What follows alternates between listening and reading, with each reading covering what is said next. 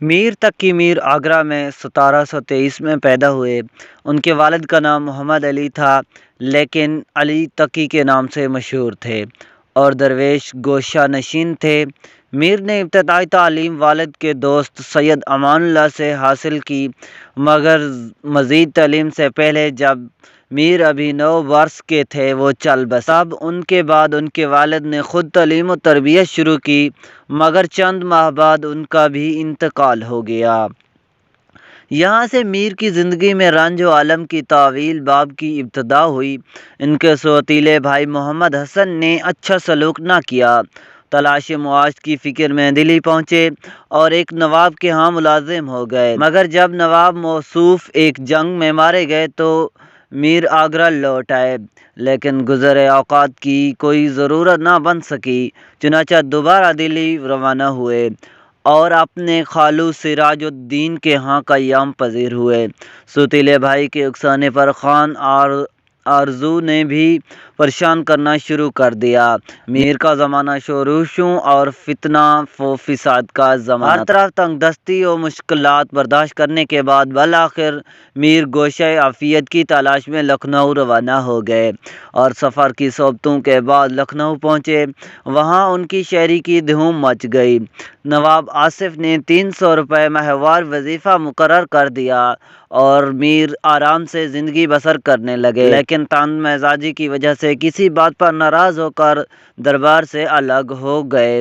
آخری 3 سالوں میں نوجوان بیٹی اور بیوی کے انتقال نے صدمات میں اور اضافہ کر دیا۔ آخر اخلیق سخن کا یہ حرام نصیب شہنشاہ 87 سال کی عمر میں وفات پا کر 1810 میں لکھنؤ کے آغوش میں ہمیشہ کے لیے سو گیا۔ میر کی زندگی کے بارے میں معلومات کا اہم ذریعہ ان کے سونج عمری ذکر میر جو ان کے بچپن سے لکھنؤ میں ان کے قیام کے آغاز کی مدت پر محیط ہے۔ میر نے اپنی زندگی کے چند ایام مغل دہلی میں صرف کیے۔ اس وقت وہ پرانی دہلی میں جس جگہ رہتے تھے، میر تقی میر جب لکھنؤ چلے آئے تو ساری گاڑی کا کرایہ بھی پاس نہ تھا۔ ناچار ایک شخص کے ساتھ شریک ہو گئے تو دلی کو خدا حافظ کہا۔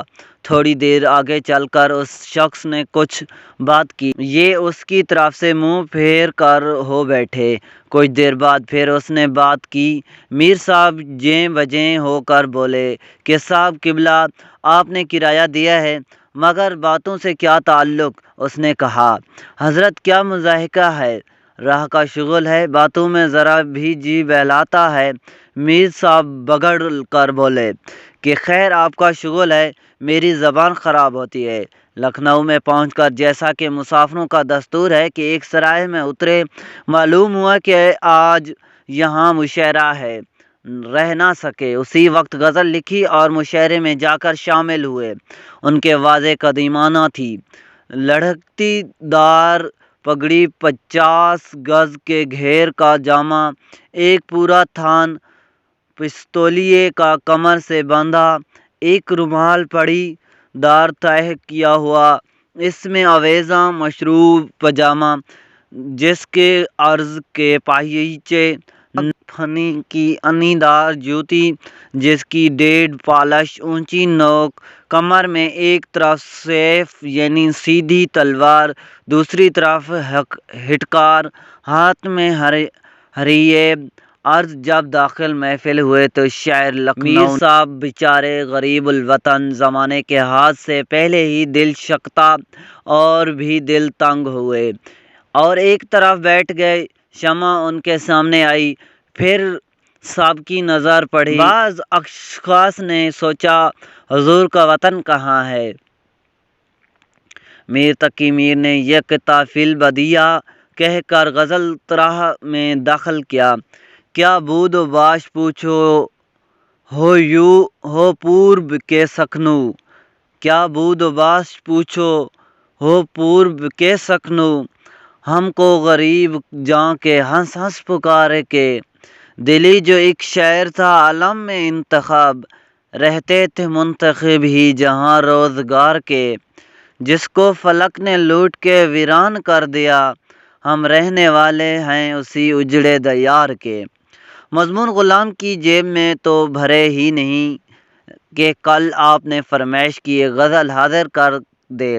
اس فرشتہ خصال نے کہا، خیر میر صاحب، جب طبیعت حاضر ہوگی کہہ دیجیے گا۔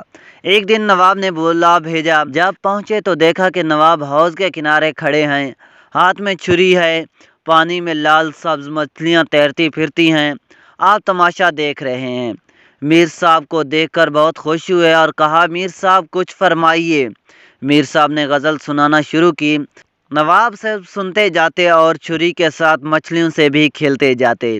میر صاحب جیں بجیں ہوتے اور ہر شاعر پر ٹھہر جاتے۔ نواب صاحب کہتے جاتے تھے کہ ہاں پڑھیے۔ آخر 4 شاعر پڑھ کر میر صاحب ٹھہر گئے اور بولے کہ پڑھیں کیا؟ آپ مچھلیوں سے کھیلتے ہیں، متوجہ ہوں تو پڑھوں۔ نواب نے کہا، جو شعر ہوگا آپ متوجہ کر لے گا۔ میر صاحب کو یہ بات زیادہ تر ناگوار گزری۔ غزل جیب میں ڈال کر گھر کو چلے آئے اور پھر جانا چھوڑ دیا۔ چند روز کے بعد ایک دن بازار میں چلے گئے۔ نواب کی سواری سامنے سے آ گئی۔